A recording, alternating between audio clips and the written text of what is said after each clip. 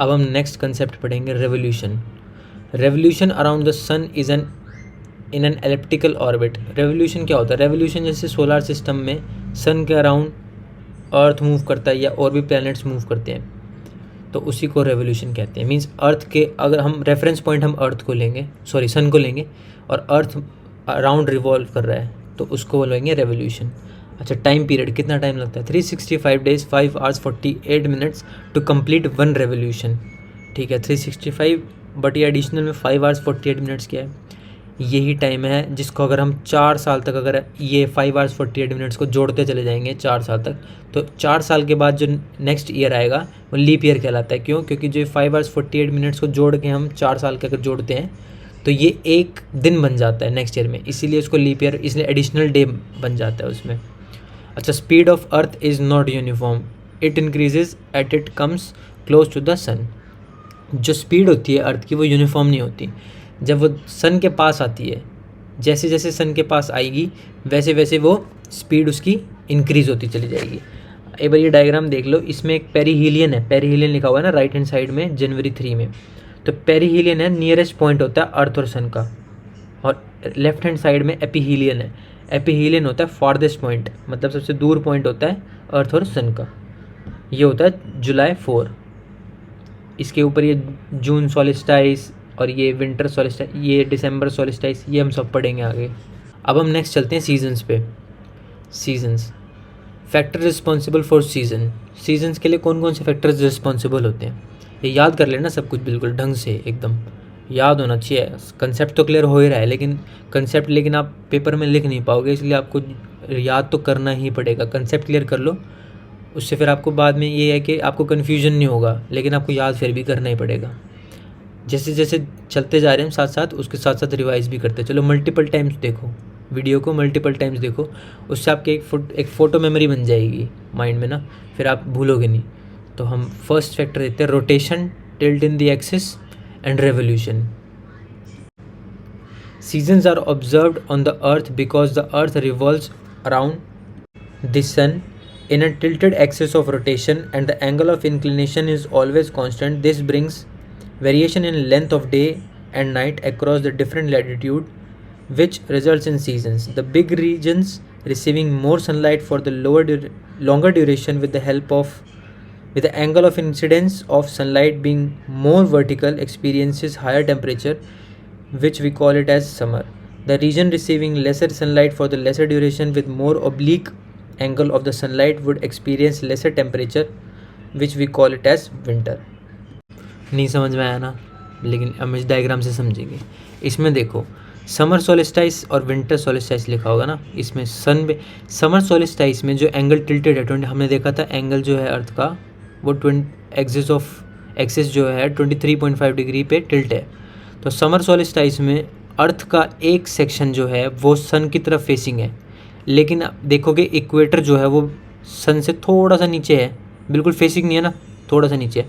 तो ये नॉर्थ जो रीजन है, नॉर्थ रीजन में गर्मी ज़्यादा होगी क्योंकि सन के बिल्कुल फेसिंग है, तो यहाँ पे होगा समर, ये समर होगा। और विंटर सोलिस्टाइस में जो साउथ साइड है, साउथ साइड में सबसे ज़्यादा, साउथ जो हेमिस्फीयर है वहाँ पे सबसे ज़्यादा सन की रेस पड़ रही है, तो नॉर्थ में वहाँ पे विंटर में होगी ठंड, क्योंकि वहाँ पे सब जो नॉर्थ पोल है वहाँ पे ठंड होगी, और साउथ पोल में क्या होगा, गर्मी होगी। क्योंकि जो मेजर जो पोर्शन है, देखो इक्वेटर से लेके अगर हम पोल तक देखें तो पोल के बाद भी थोड़ा कवर हो रहा है, क्योंकि देखो ना एक्सिस है, एक्सिस के बाद तक सनलाइट आ रही है विंटर सोलिस्टाइस में।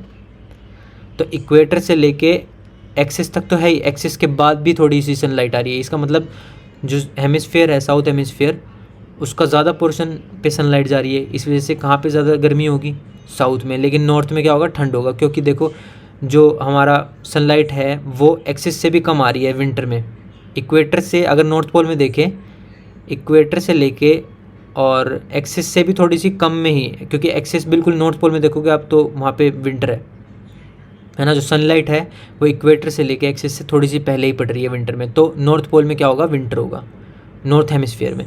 नॉर्थ हेमिस्फीयर में विंटर होगा अगर विंटर सोलिस्टाइस है, और नॉर्थ हेमिस्फीयर में समर होगा समर सोलिस्टाइस में, क्योंकि यहाँ पे इक्वेटर से लेके जो एक्सिस जो नॉर्थ हम हेमिस्फीयर देखेंगे, इसमें सबसे ज़्यादा सनलाइट मिल रही है। क्यों? क्योंकि एक्सिस के पीछे भी जा रही है सनलाइट।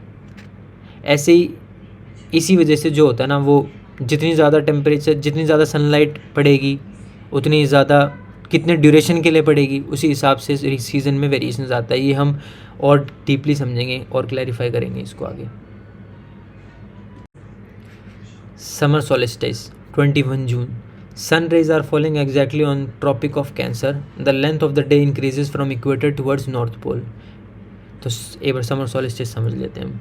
ये डायग्राम पे देखो एक बार, ये नॉर्थ पोल से साउथ पोल ये हमारा एक्सिस हो गया, एक्सिस है। अब हम सन फेस कहाँ कर रहा है, सन जो है हमारा जहाँ पे भी लाइट आ रही है वो मीन्स सन फेसिंग है वो। तो आप देख रहे होगे ये रेड लाइन जो है वो इक्वेटर है। इक्वेटर से लेके अगर हम एक्सिस देखें तो यहाँ तो सनलाइट आ रही है नॉर्थ हेमिस्फीयर में, देखना इक्वेटर से लेके नॉर्थ है ये एक्सिस तक, नॉर्थ पोल तक, बिल्कुल टॉप तक, नॉर्थ टिप जो है नॉर्थ पोल का, वहाँ तक सनलाइट है। लेकिन आप देख रहे हो कि सनलाइट नॉर्थ पोल के जो टॉप है उसके बाद तक एक्सटेंड हो रही है जो सनलाइट है।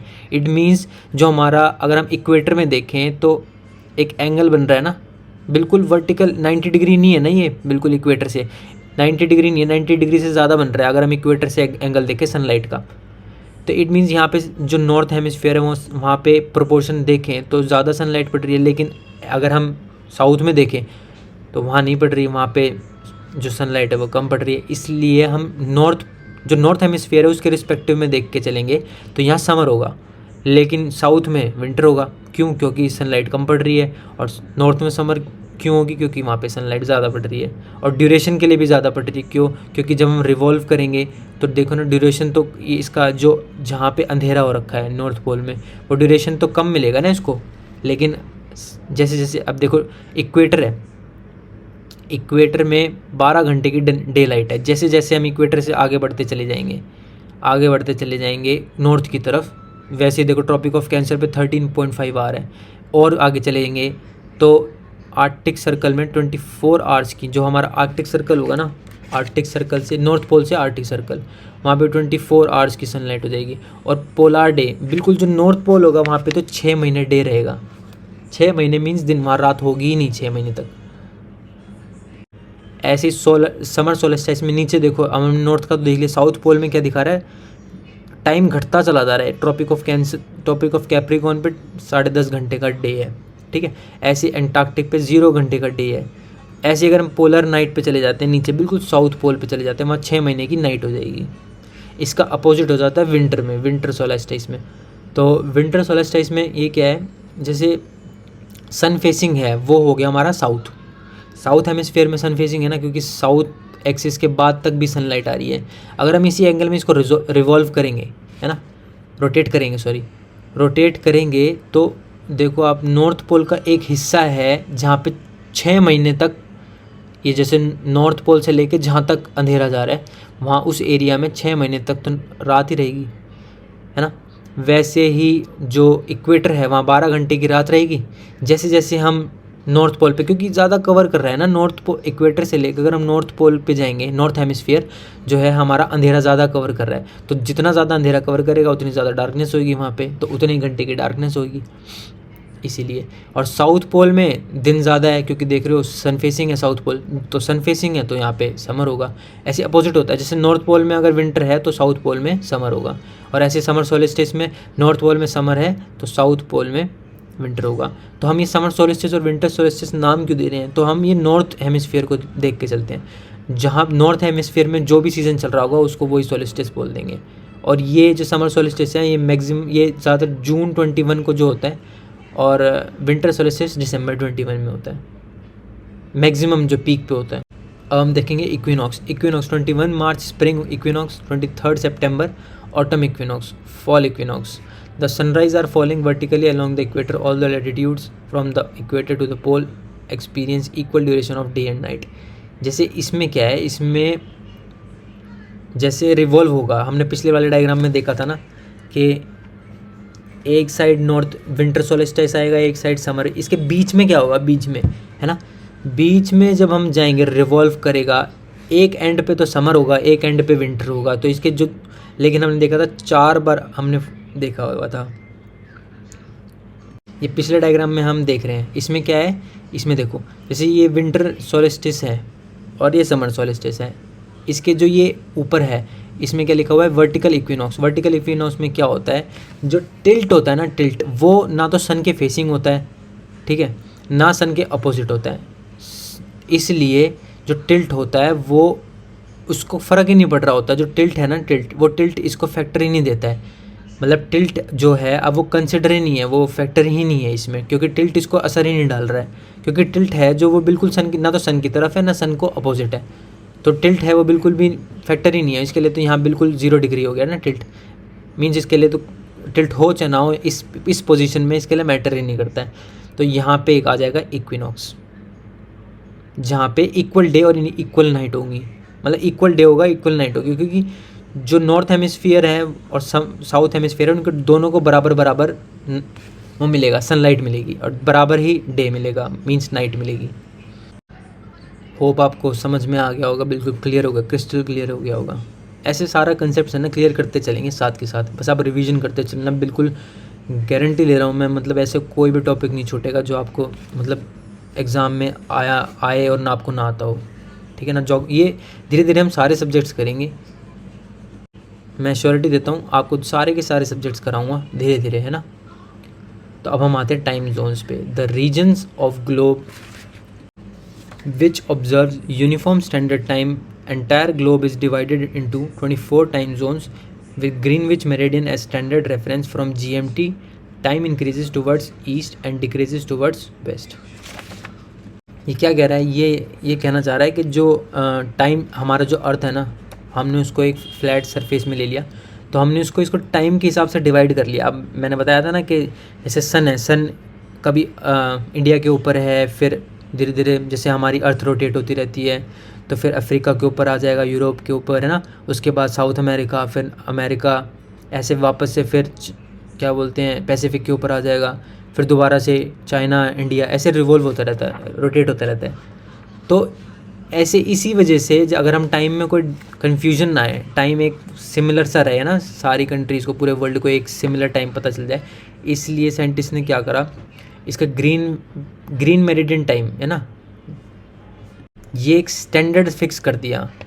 इसके ईस्ट में 12 जो है उसको 12 टाइम जोन्स में डिवाइड कर दिया, इसके वेस्ट में 12 टाइम जोन्स में डिवाइड कर दिया, इसको ले लिया 0, तो टोटल 24 हो गए ना, 24 टाइम जोन्स में इसको डिवाइड कर दिया है। और इसमें क्या कह रहा है, a time difference of 1 hour is equal to 15 degree of longitude, मतलब 1 घंटे को 15 डिग्री लॉन्जिट्यूड को हमने कंसिडर करा है, मीन्स 1 घंटा 15 डिग्री, है ना, मतलब 1 घंटा 15 डिग्री में डिवाइड हो गया है। India uses 82.5 degree east meridian as a standard reference for its time zone which is equivalent to +5 hours 30 minutes from GMT। ये समझ में आ गया होगा, इंडिया 82.5 डिग्री ईस्ट मेरिडियन को हमने स्टैंडर्ड रेफरेंस बना रखा है, जो कि मेरिडियन टाइम से +5 hours 30 minutes अहेड है। अब जिससे जितना बड़ा एरिया होगा उसी हिसाब से उनको टाइम जोन भी मतलब ज़्यादा ही बनाने पड़ेंगे। तो France has 12 time zones, followed by Russia and USA, उनके हैं 11 टाइम जोन्स।